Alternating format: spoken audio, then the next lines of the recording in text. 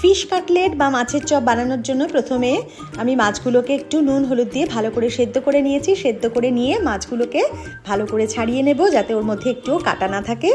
এবারে কড়াইতে সাদা তেল দিয়ে দেবো। সাদা তেল দিয়ে তার মধ্যে একটু রসুন গ্রেট করে দিলাম, একটু আদা গ্রেট করে দিলাম, দিয়ে ভালো করে একটু ভেজে নিয়ে একটু পেঁয়াজ কুচি দিলাম। পেঁয়াজ কুচিটা ভালো করে ভাজা হয়ে গেলে এর মধ্যে দেবো একটু জিরের গুঁড়ো, ধনের গুঁড়ো, মরিচ গুঁড়ো, গরম মশলার গুঁড়ো, কাশ্মীরি লঙ্কার গুঁড়ো আর কাঁচা লঙ্কা দিয়ে ভালো করে মিশিয়ে নেব। আর তারপরে যে মাছগুলো ছাড়িয়ে রেখেছিলাম সেই মাছগুলো দিয়ে দিলাম এবং নুন আর চিনি স্বাদ এবং পরিমাণ মতো দিয়ে দেবো। আর একটু আলু সেদ্ধ দিয়ে দিলাম, এর উপর থেকে একটু ধনেপাতা ছড়িয়ে দিলাম, দিয়ে আবার ভালো করে একটু ভাজা ভাজা করে নেব। এরকম যখন লাল লাল হবে নামিয়ে নেব। এরকম চ্যাপটা চ্যাপটা করে তোমরা বড়ার আকারে করতে পারো বা কাটলেটের মতো করতে পারো, যেরকম খুশি সেরকম শেপটা বানিয়ে নিতে পারো।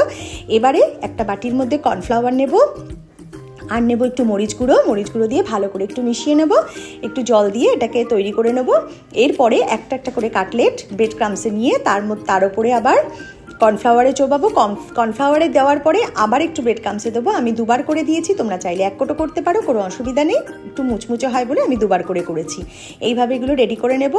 এবারে কড়াইতে দেবো সর্ষের তেল দিয়ে এগুলোকে ভালো করে একটু এপিট ওপিট করে ভেজে নেব। একটু মুচমুচে হবে, যখন এক পিঠ ভাজা হয়ে যাবে তখন আরেক পিঠ ভাজবে। ভাজা হয়ে গেলে এগুলোকে তুলে নেব।